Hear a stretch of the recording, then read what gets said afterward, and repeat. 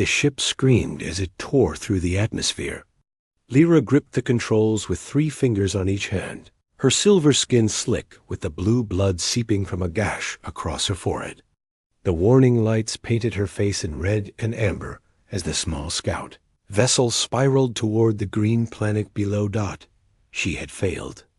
The mission was simple: observe the human colony, record their defenses, and return to the fleet. But the humans had spotted her ship somehow, and their primitive missiles proved more effective than intelligence had promised. Now she was falling, and there was nothing she could do to stop it. The impact came hard. Metal shrieked and twisted. Lyra's harness dug into her shoulders as the world spun. Then everything went still, except for the hiss of escaping coolant and the crackle of small fires throughout the cockpit. Pain radiated from her left leg. When she looked down, she saw bone pushing against the fabric of her flight suit. Her breathing came in short gasps. The Empire had taught her many things: how to fight, how to navigate, how to die with honor, but nothing about what to do when captured by humans. Everyone knew what humans did to prisoners. The story spread through every Velen warship. Humans were savages who enjoyed causing pain. They tortured captives for information, then killed them slowly.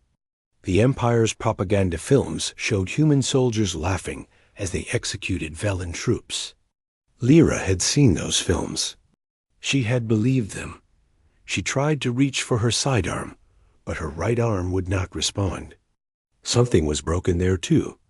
The comm system sparked and died. No one was coming to save her. The fleet would assume she was dead. They would not risk another ship to recover one scout. Through the cracked canopy, she saw movement. 3 figures approached through the smoke. Humans. They wore simple clothes, not military uniforms. One carried what looked like a medical kit. Another held a scanning device. The third had a weapon, but it remained lowered. This was it. The torture would begin soon. The lead human reached the ship.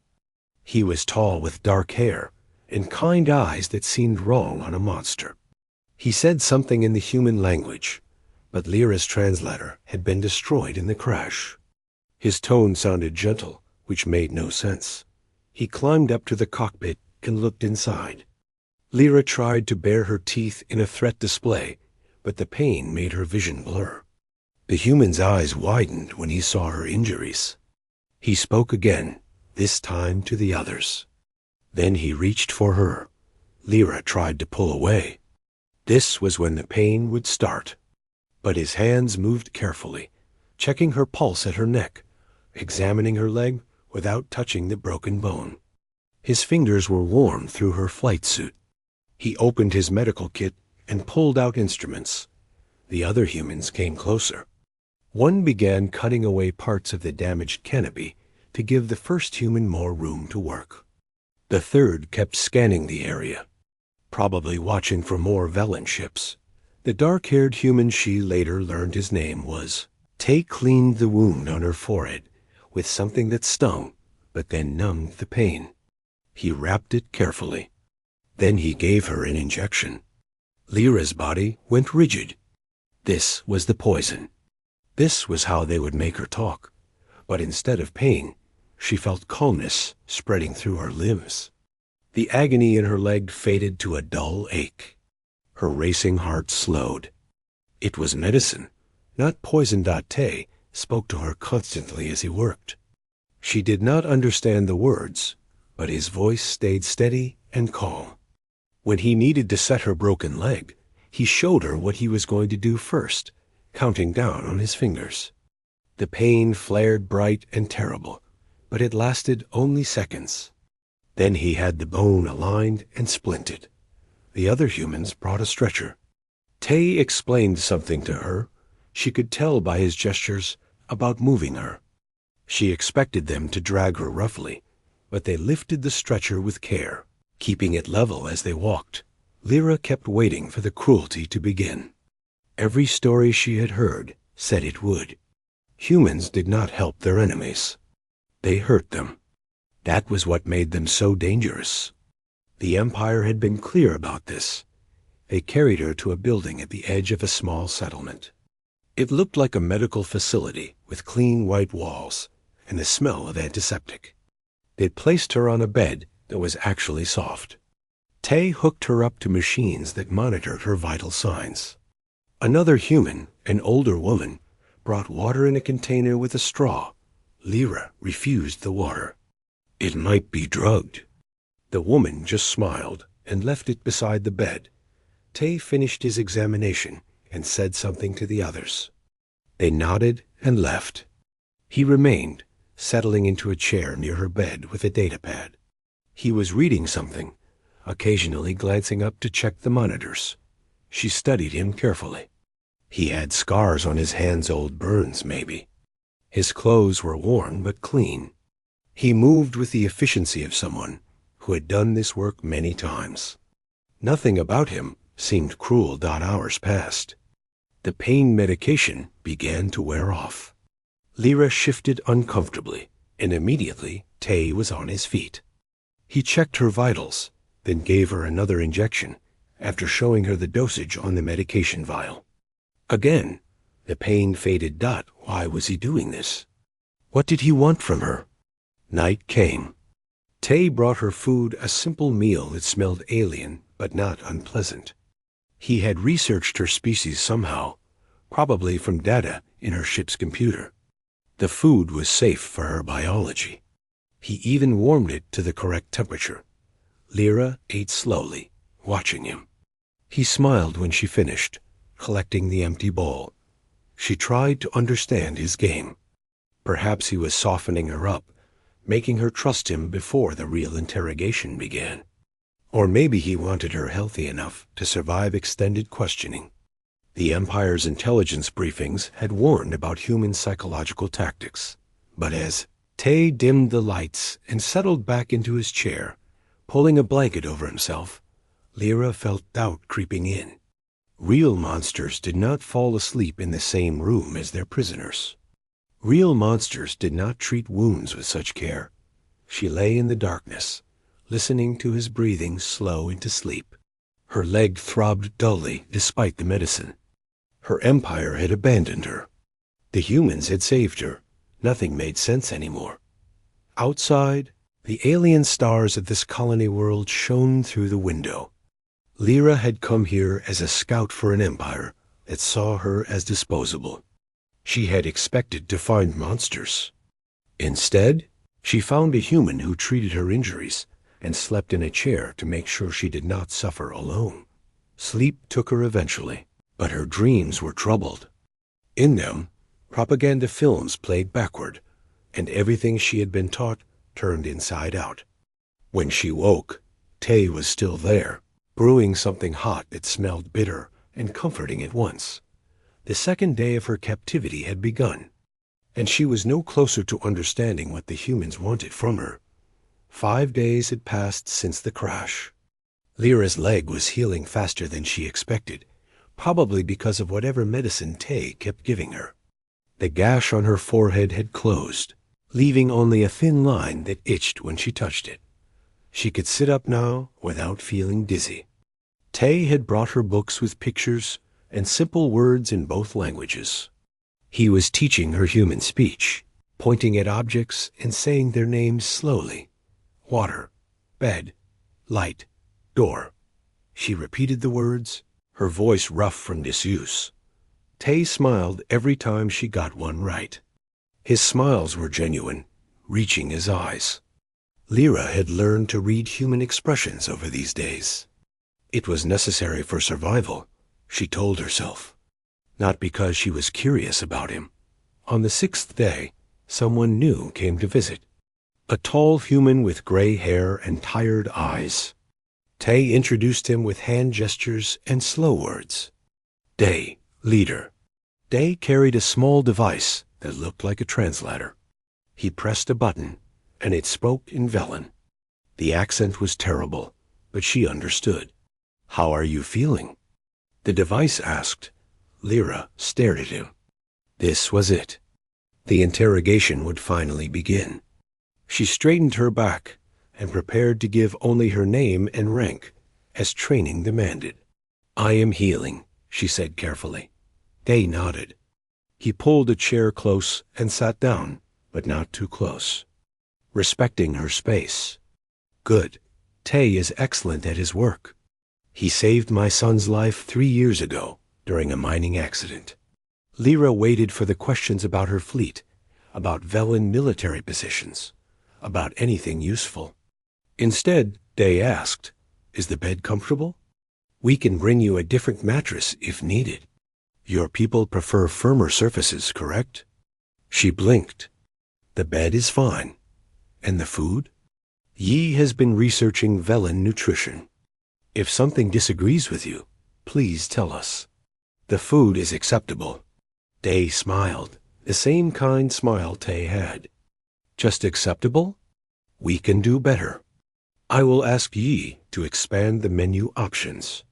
The translator hummed between them. Lyra's confusion grew. You are not going to question me about my mission? Day's expression became serious. Your mission was to observe our settlement. You are a scout. We know this from your ship's designation. But that does not matter now. You are injured and far from home. We do not question injured people. We help them. I am your enemy. You are a person who needs medical care, Day corrected gently. The war is not here. We left the war zones to build something different. This settlement is for people who want peace. Lyra had no response to that. The Empire had never taught her what to say when enemies offered peace. Day stood. If you need anything, tell Tay. He does not speak Velen, but he understands pointing and gestures remarkably well. He paused at the door. You are safe here. I give you my word. After he left, Lyra sat in silence. Safe. That word felt foreign in her mouth. The next day, another human came. Yi was young and excited, carrying parts from Lyra's ship in a container. He spread them on a table near her bed, chattering in human language, while the translator device struggled to keep up. Your communicator was badly damaged. But I think I can fix it. The translation came through. See this component? It is similar to our old quantum relay systems. Fascinating design, really. Your people are 20 years ahead of us in miniaturization. Lyra watched as he worked, his hands quick and sure. Why are you fixing it? Yi looked up, surprised. Because it is broken. And because it is yours. I thought you might want to contact your people. Let them know you are alive. So I can call for rescue and lead an attack on your settlement. He considered this seriously. Maybe. But also maybe you just want to tell your family you survived. Everyone deserves that chance. I have no family. The Empire does not encourage personal attachments among scouts. Yi's hands stilled. His expression was sad. That sounds lonely. Lonely. Another word she had no use for.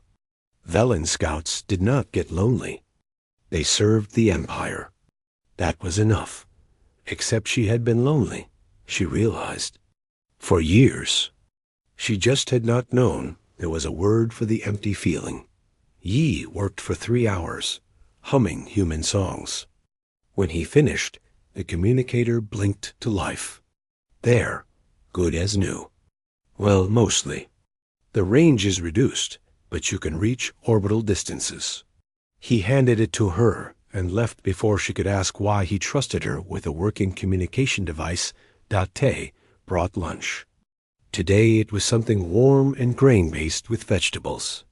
He had learned she preferred food that crunched. He sat with her while she ate, reading his datapad but keeping her company. Tay, she said in careful human words. Why help me? He looked up, understanding despite her poor pronunciation. He thought for a moment, then used the translator. Because you are hurt. Because leaving you would be wrong. Because I became a doctor to save lives, and your life has value. I am Velen. I am your enemy. You are Lyra. You are a person. He smiled. Also, you make funny faces when you taste new foods. It is entertaining. Despite herself, her mouth quirked. Almost a smile. Over the following days, other settlement members visited. Bio, a farmer with dirt under his nails and laugh lines around his eyes. He brought fresh fruit and taught her the names of earth plants. Hannah, who maintained the settlement's power systems. Chun, who cooked in the communal kitchen and wanted to know her favorite flavors. Each one treated her like a guest, not a prisoner. They asked about her preferences, her comfort, her needs. No one asked about the war. No one demanded information.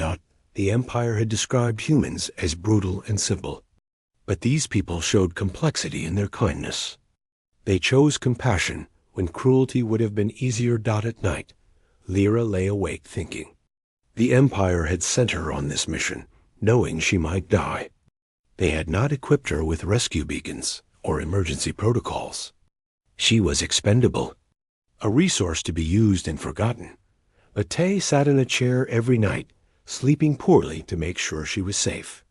Yi fixed her communicator without being asked. Day checked on her daily, genuinely concerned about her comfort. They treated her better than her own commanders ever had. On the 10th day, Tay helped her walk. Her leg was strong enough now. They moved slowly through the medical facility and out into the sunlight. The settlement was small, maybe 200 people. Gardens grew between buildings. Children played in a courtyard. Everything was peaceful. Home, Tay said, gesturing around. We build home here. Lyra watched a human child chase another, both laughing. No soldiers? No soldiers. Only people. Farmers, engineers, teachers, doctors. We left the war. The war will find you eventually. Tay's smile faded. Yes, probably. But until then, we live in peace. We grow food and raise children and help anyone who needs help. Even Velen scouts who crash near our settlement. She looked at him. Really looked.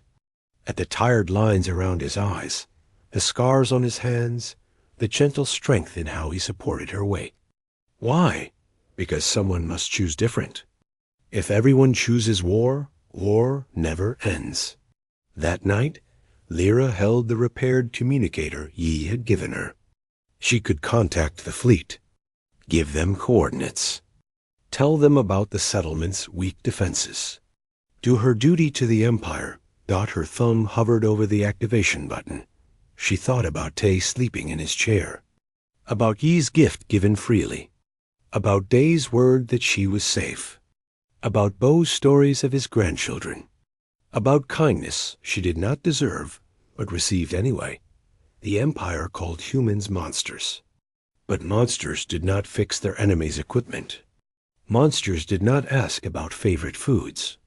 Monsters did not choose peace when war was easier. Lyra put the communicator down without activating it. Outside, the settlement slept under alien stars. Tomorrow, Tay would bring breakfast and smile at her terrible pronunciation. Yi would visit with more questions about Velen technology. Bio would bring more fruit.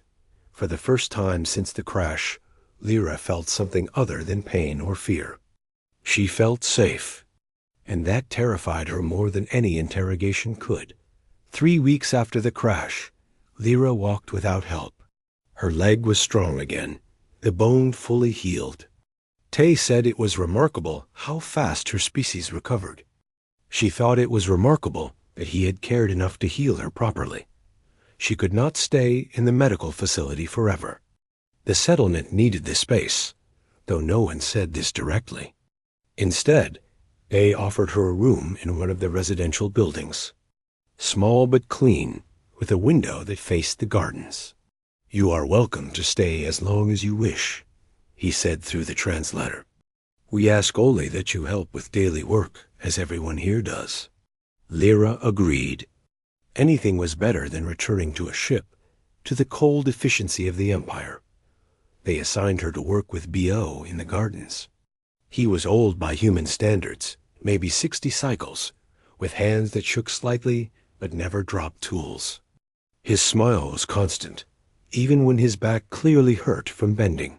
"Tomatoes," he said, pointing to red fruits hanging from green plants. "You eat them fresh, or cook them, or make sauce. Very useful plant." Lyra learned to water, to pull weeds, to harvest vegetables she had never seen before. Bio talked constantly, telling stories about his family. He had 3 children and 7 grandchildren. He showed her pictures on a data pad, his face bright with pride. "This is Min, my youngest grandson. He wants to be a pilot. And this is Sue. She is studying medicine like Tay. She is very smart." Lyra listened, fascinated. "You love them, of course." Bio looked surprised. "They are my family. The Empire discourages personal attachments. They make soldiers weak." Bio stopped working. He turned to her, his old eyes sharp. "Love does not make you weak. Love makes you strong. Love gives you reasons to build instead of destroy, to protect instead of attack." She wanted to argue, but she had no counter-argument. The Empire's way had made her an efficient scout, but it had never given her a reason to care if she lived or died. "Did you ever want to leave them? Your family?" she asked. "I did leave. I fought in the early days of the war. Lost many friends." His voice grew quiet. "I saw what war does. It takes the best parts of people and burns them away. So I brought my family here, to a place where we could grow things instead of destroy them." He handed her a tomato, ripe and warm from the sun. "Taste." Lyra bit into it. Juice ran down her chin. The flavor was sweet and sharp and alive. Nothing like the nutrition paste she ate on her scout ship. Bio laughed at her expression. "Good? Yes. This is what we fight for now. Growing food. Raising children. Building a place where people can eat fresh tomatoes and be happy." Over the following days, Lyra worked with others too. Hannah taught her about the solar panels that powered the settlement. Jun showed her how to prepare earth foods, laughing when she accidentally made rice too spicy. A teacher named Min let her sit in on children's classes, watching small humans learn mathematics and art. But most evenings, she spent with Tay. He finished his medical duties around sunset, and they would walk through the settlement together. He taught her more human words. She taught him a few Velen phrases, though his pronunciation was terrible. "You are bad at languages," she told him one evening. "Very bad," he agreed cheerfully. "But I try. Trying is important." They sat on a bench near the gardens, watching the sky change colors. Earth sunsets were different from her home world. More orange, less purple. "Tay," she said, "why did you become a doctor?" He was quiet for a long time. "I had a sister, younger than me. Her name was Yoon." Had, past tense. Lyra understood. "The war came to our city when I was 17. She was 12. A Velen bombing run hit our building." He spoke without anger, just deep sadness. "I could not save her. I had no training, no knowledge. I held her while she died, and I could do nothing." Lyra's chest felt tight. "I am sorry. After that, I learned medicine. I learned to save people because I could not save her. And I decided that I would help anyone who needed help, no matter which side they fought for. Because every death makes the universe smaller. Every death is someone's sister or brother or parent or child. You do not hate Velens? For what we did?" Tay looked at her. "I hate the war. I hate the choices that led to that bombing run. But the pilot who dropped those bombs was probably following orders, like you were following orders when you came here. Hate does not bring Yoon back. It only makes more people lose their sisters. Lyra had no words. In the Empire, grief turned to anger, anger to revenge, revenge to more war. This cycle was natural and expected. But Tay had turned his grief into healing, into saving lives. "You are strange," she finally said. He laughed. "Yes, many people tell me this." That night, lying in her small room, Lyra thought about her own life. She had been created in a breeding facility, one of thousands, raised in training centers with other scouts, given to the military at age 10. She had no parents to remember, no siblings to mourn. The Empire had made her efficient by making her empty. She had never questioned this before. It was simply how things were done, but now she wondered what she had missed. What it felt like to have a family like Bo's. To be loved like Tay had loved his sister. To care so much about someone that losing them changed your whole life. The next day, Yi visited her room. He brought the parts of her ship's computer that he had salvaged. "I thought you might want these. Personal files, photos, anything stored here." She connected the storage drive to a datapad.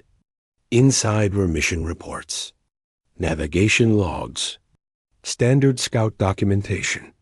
Nothing personal, because she had nothing personal to store. Yi looked over her shoulder.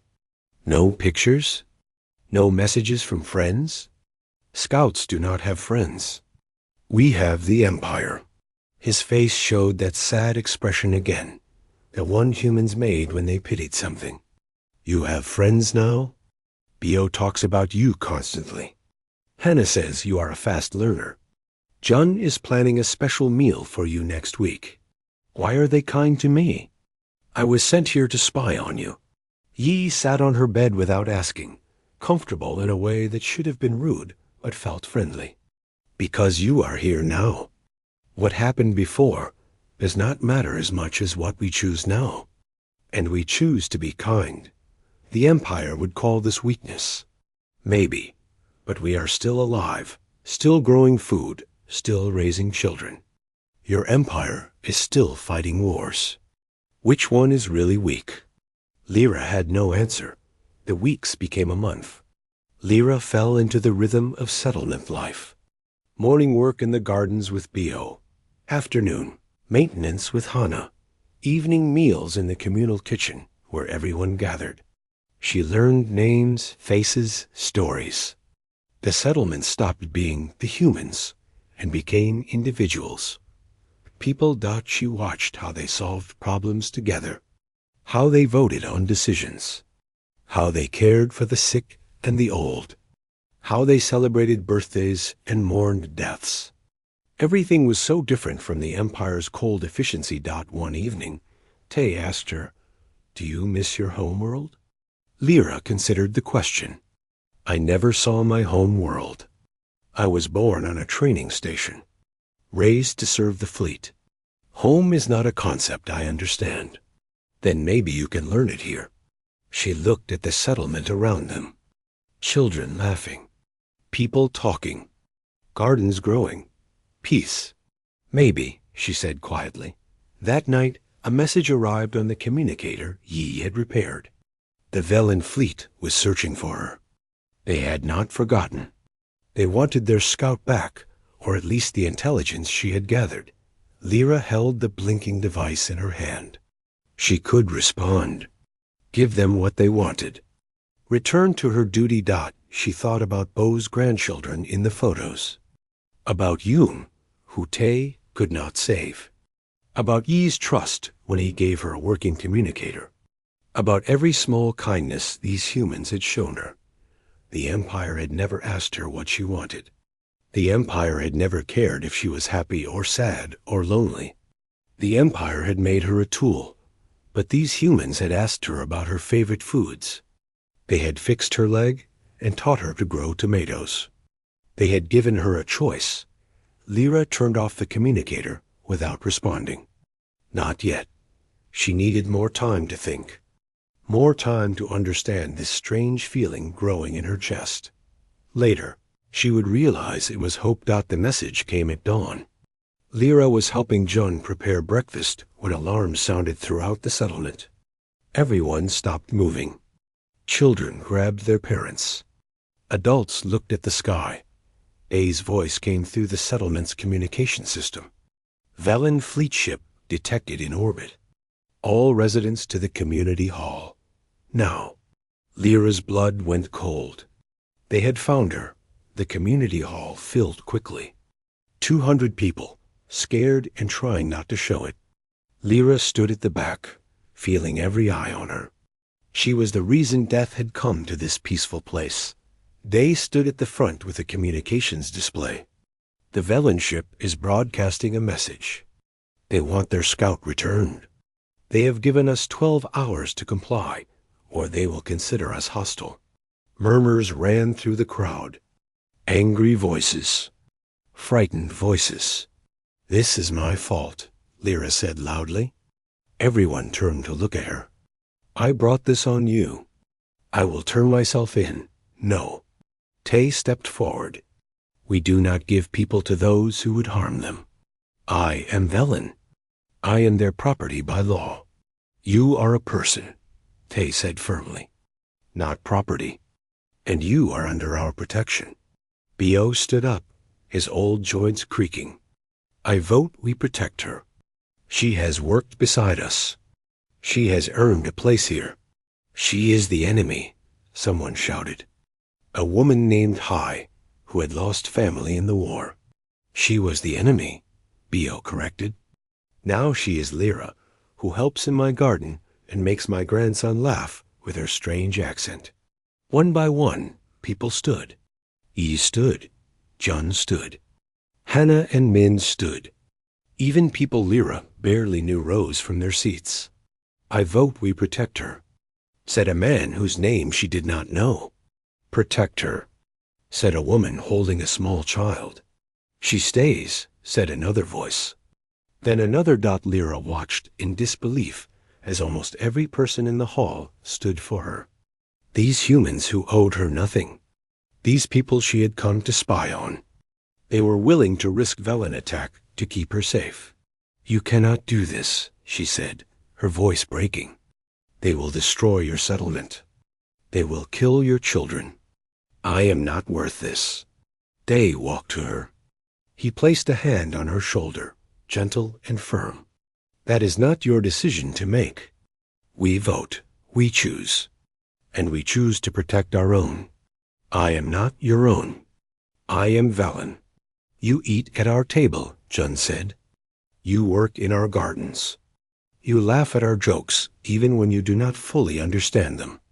You are one of us." Tay came to her other side. "The choice is yours, Lyra.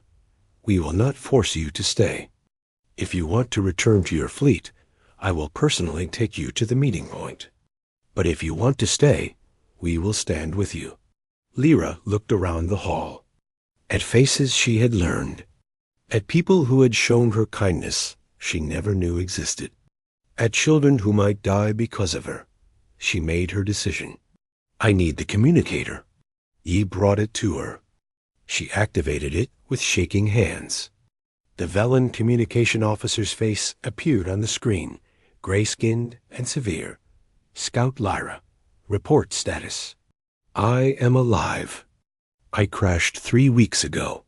You will provide coordinates for extraction. Intelligence reports suggest a human settlement in your area. Confirm location." Lyra looked at Tay.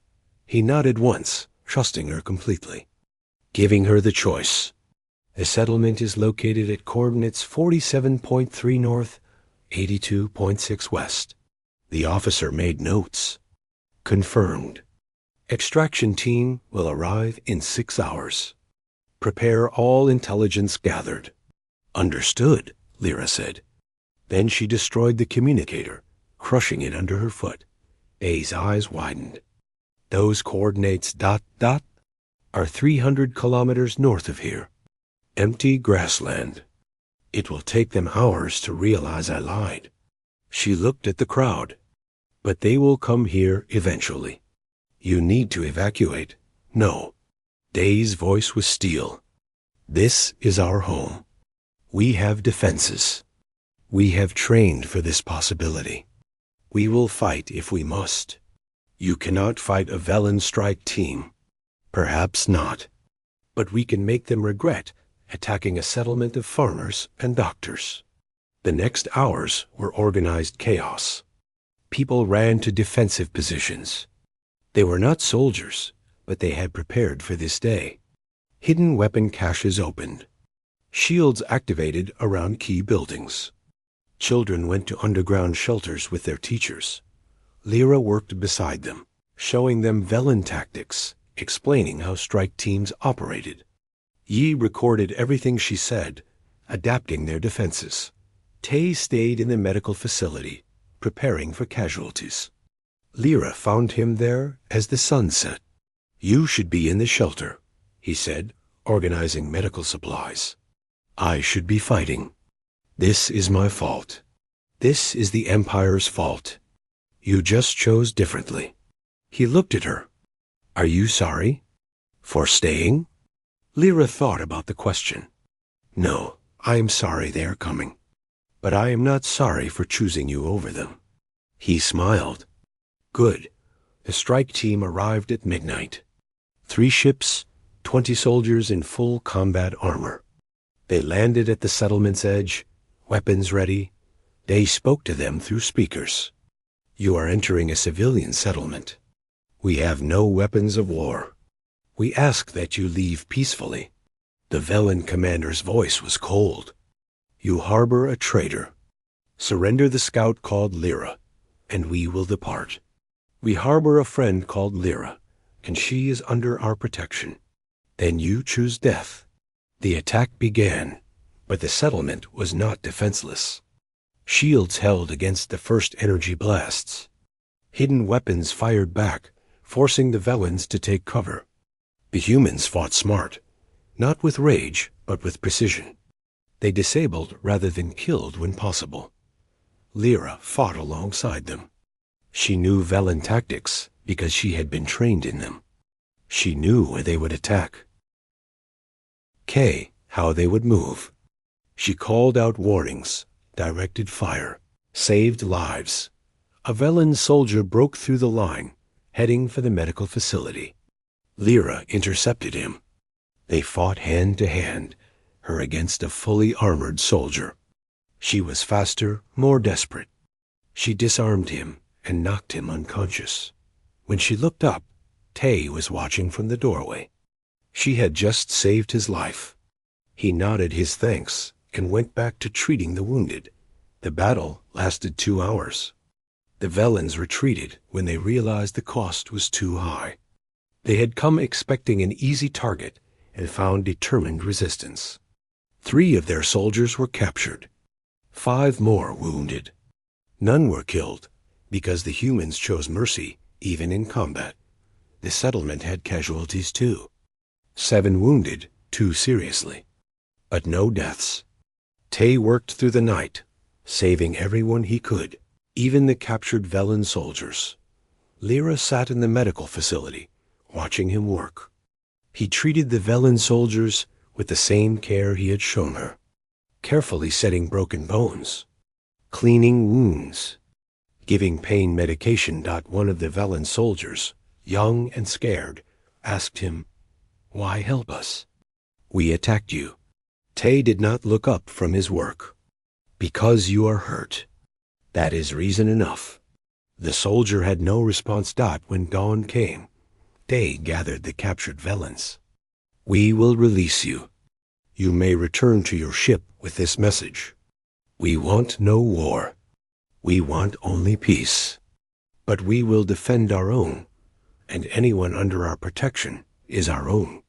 The Velen commander, nursing a broken arm, stared at Lyra.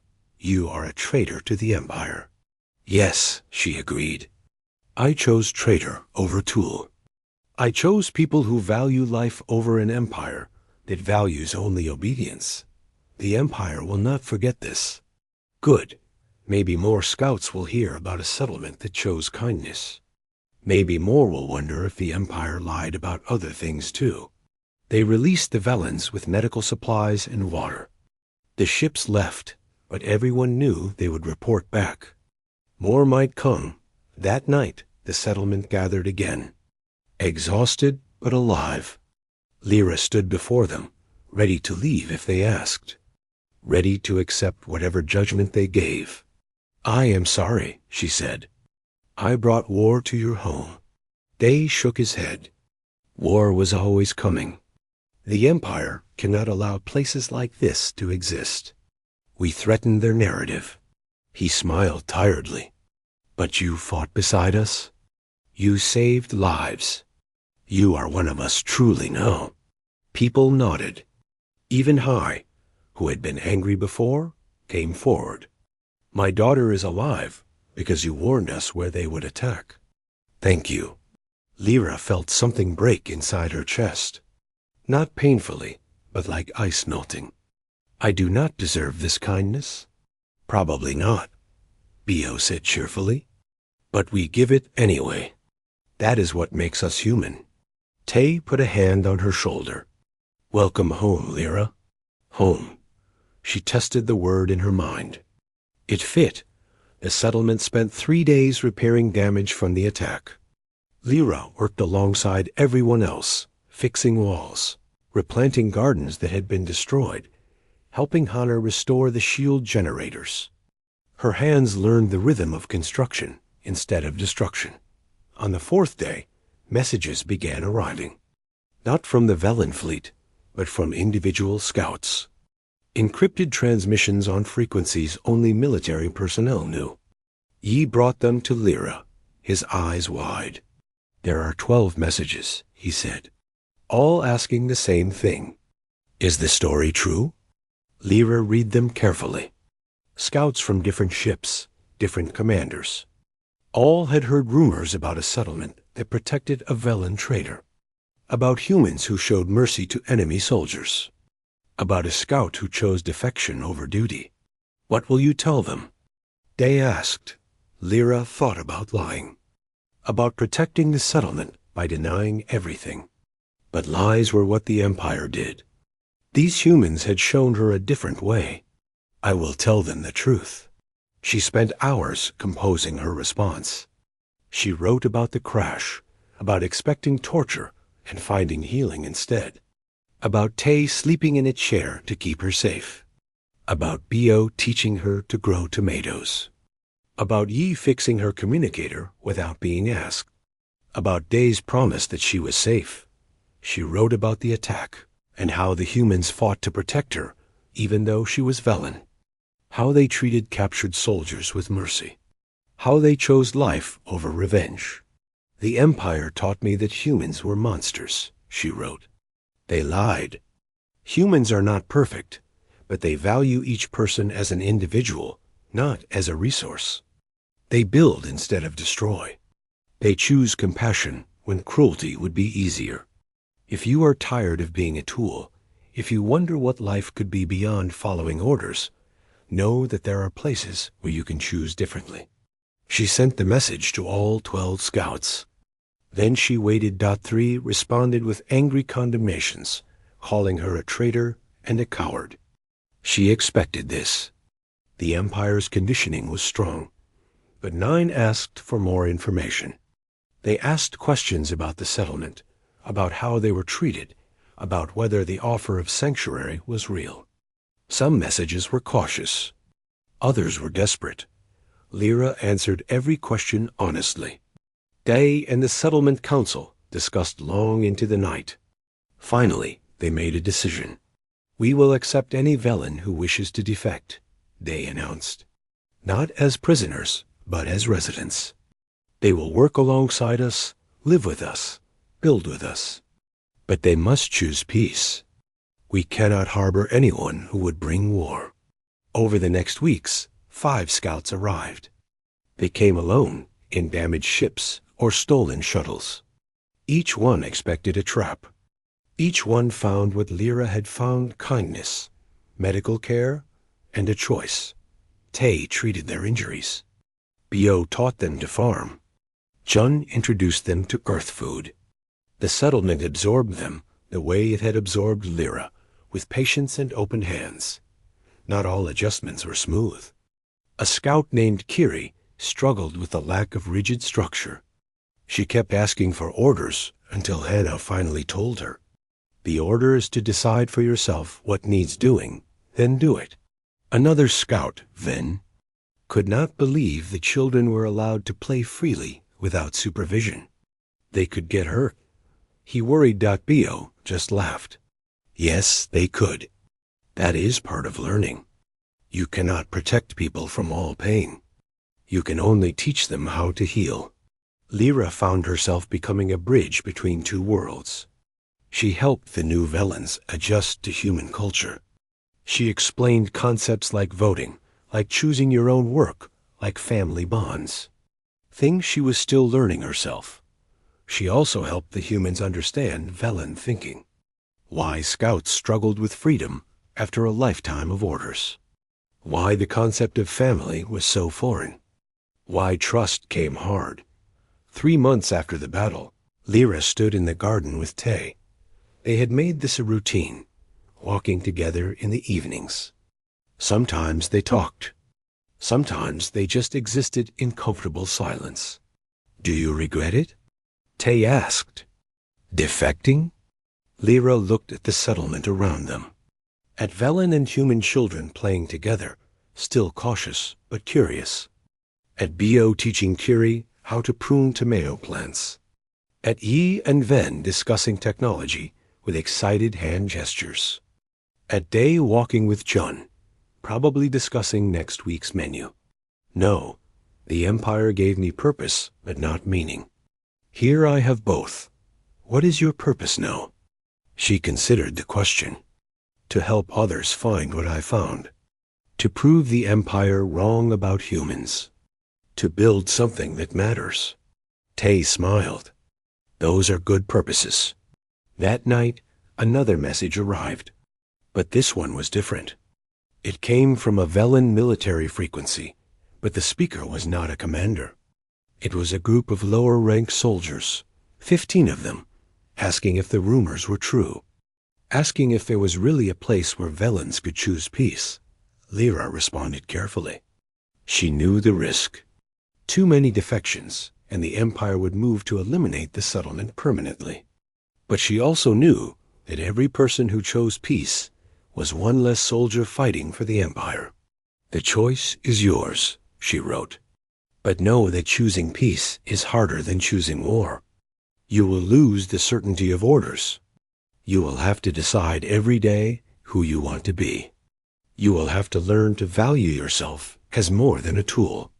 If you are ready for that difficulty, there is a place for you here. 6 of the 15 came. The settlement was growing. They called a meeting to discuss expansion. They needed more housing, more farming space, more resources. The population had increased by 30% in 3 months. We are becoming something new, they said. Not a human settlement, but a place for anyone choosing peace. We need to decide if this is what we want. The vote was unanimous. Yes. They began building. Velans worked alongside humans, learning construction techniques, sharing knowledge. The settlement expanded outward, new buildings rising from cleared land. Gardens grew larger. The school added new teachers.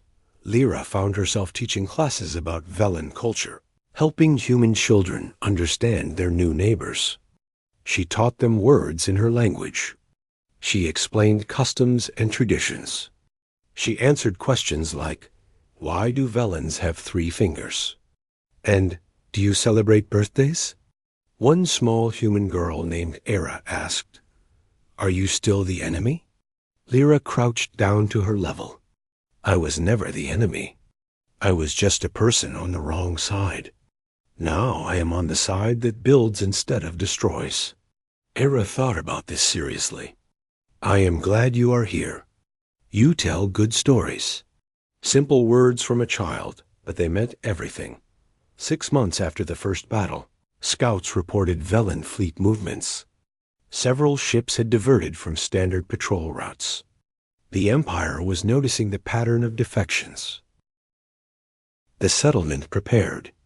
They improved defenses, trained more people, built better shelters. But they did not become a military base. They remained farmers and teachers and doctors who happened to know how to fight. When the Empire's message came, it was not a demand. It was a warning. The settlement harboring Velen traders will be destroyed. Evacuate all loyal citizens within 48 hours. Day called another meeting. We can evacuate. Find a new place. Start again. No. The word came from Kiri, who had been with them for 2 months. I ran from the Empire my whole life. Different ships, different commanders, but always running. Here I found something worth standing for. Others echoed her. Velen and human voices mixing. We stand, Bio said firmly. My grandchildren deserve to grow up in a place where peace is possible. They stood, but the attack never came.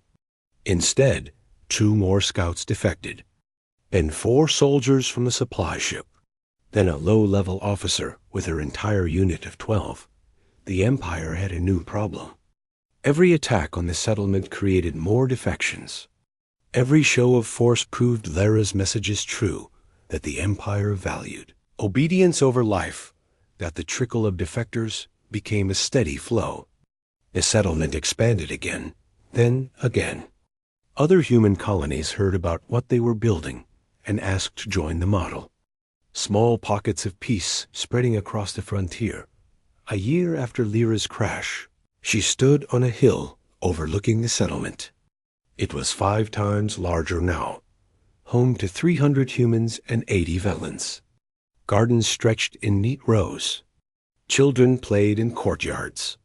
People worked and talked, and Liv. Tay joined her on the hill. What are you thinking? That I crashed expecting to die. Instead, I learned to live. Do you miss anything about your old life?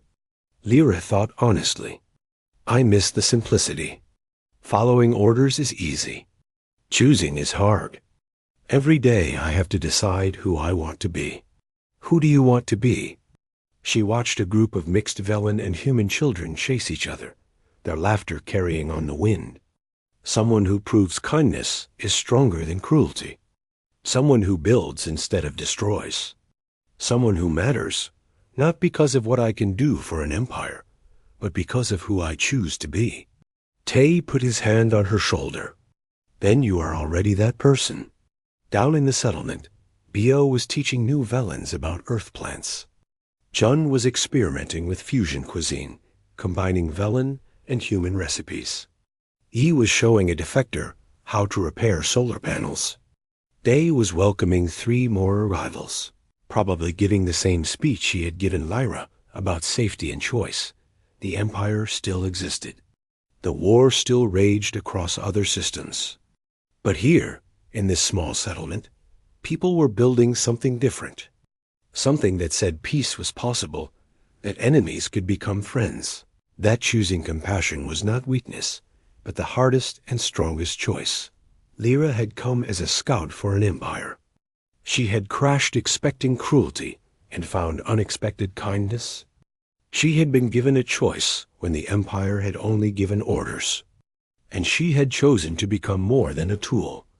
She had chosen to become herself Dot as the sun set on the settlement, painting the sky in colors of orange and purple. Lyra felt something she had never felt before. Belonging, purpose, home.